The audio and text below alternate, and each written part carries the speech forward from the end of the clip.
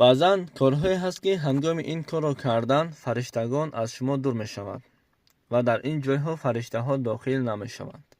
ассалому алайкум дӯстони азиз, бародарону хоҳарон ва тамошобинони гиромӣ.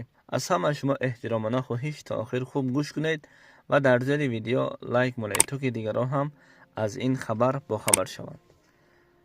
ҳар як фарзанди одам ба худ 8 фаришта дорад.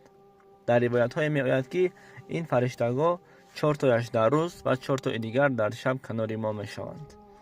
аз ин 4 фаришта 2 тояш мову шуморо аз хатару балоҳое ки меояд нигаҳ медорад, албатта бо изни худованди мутаол, ва 2 тои дигараш амалҳои кардаи моро менависанд, амалҳое ки бад бошад ва амалҳои нек. кӯшиш кунем ки мо амалҳои некро зиёд кунем ва дар китви ростамон фариштаҳое аст ки ҳар як амали моро бенуқсон менависанд. пайғамбарамон Муҳаммад саллаллоҳу алайҳи ва олиҳи ва саллам гуфтанд: ба шумо фариштаҳое ҳаст ки ҳеҷ ҷудо намешавад, аммо ҳангоми шумо дар ҳоҷатхона дохил мешавед ва дар ҳолати алоқаи ҷинсӣ, онҳо аз шумо дур мешаванд. пас ба онҳо беҳурматӣ накунед, гуфта таъкид карда буданд. дӯстони азиз, инсон вақте ки ба алоқаи ҷинсӣ дохил мешавад, албатта фариштаҳое ки ҳам гуноҳ ва ҳам савоби ӯро менависад, онҳо дар канори инсон намешаванд. ва инсонҳое ҳастанд ки дохили ҳоҷатхона бо телефон суҳбат мекунанд ва ягон овози баланд мебароянд.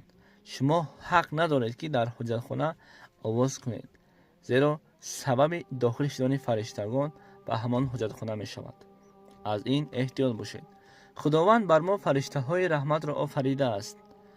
онҳо барои мо ҳар доим фоида мерасонад, аммо баъзан ин фариштаҳо моро тарк мекунад. дар кадом ҳолатҳо тарк мекунад? ба ин 10 ҷое ки нақл мекунем, фариштаҳои раҳмат дохил намешавад. якум хонае ки дар он сурате ё ин ки ҳайкале бошад, сурате ғайри исломӣ бошад, мақсад уриён дошта бошад. дуввум хамр, яъне ҷое ки дар он ҷо арақ хӯрда бинишинанд, ё ин ки хонадоне ки шишаи арақ бошад ва дар дохил арақ бошад, ё ин ки хонадоне ки дар он ҷо арақ фурӯхта шавад. севум ҷое ки қуморбозӣ мекунанд ва ба қиморхонаҳо. чаҳорум ҷое ки дар он ҷо гуноҳ карда истода бошанд.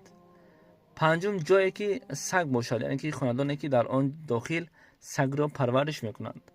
бисёре мардум суол мекунанд: оё нигаҳбонӣ кардани саг дуруст нест? бале, дуруст аст, аммо дар дохили хона дуруст нест, дар ҳавлии хона мешавад. шашум хонае ки ҷунуб дошта бошад. ҳафтум ба хонае ки асбобҳои мусиқӣ бошад. ҳаштум ба хонадоне ки меҳмон намеояд. дуввум ба хонадоне ки аврати инсон кушода бошад. даҳум ба хонае ки падару модар беҳурматӣ карда шавад. ба ин 10 ҷое ки нақл кардем, фариштаҳои раҳмат дохил намешавад. албатта ба ҷое ки фаришта намедарояд, ба он ҷо шайтон дохил мешавад.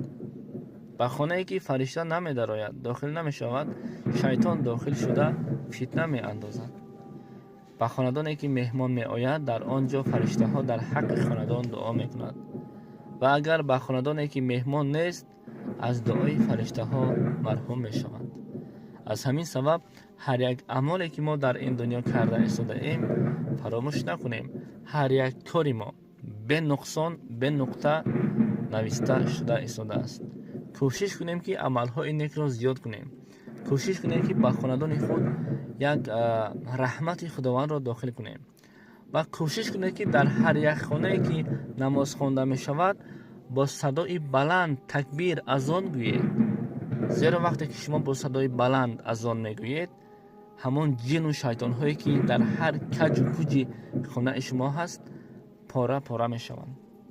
онҳо тоқати шунидани азонро надоранд. вақте ки шумо бузургии худовандро мегӯед бо садои баланд, дар ин ҳолат шайтон ва ҷин, албатта ҷинҳо ҷини мусулмонӣ ҳаст ва ҷини кофарӣ.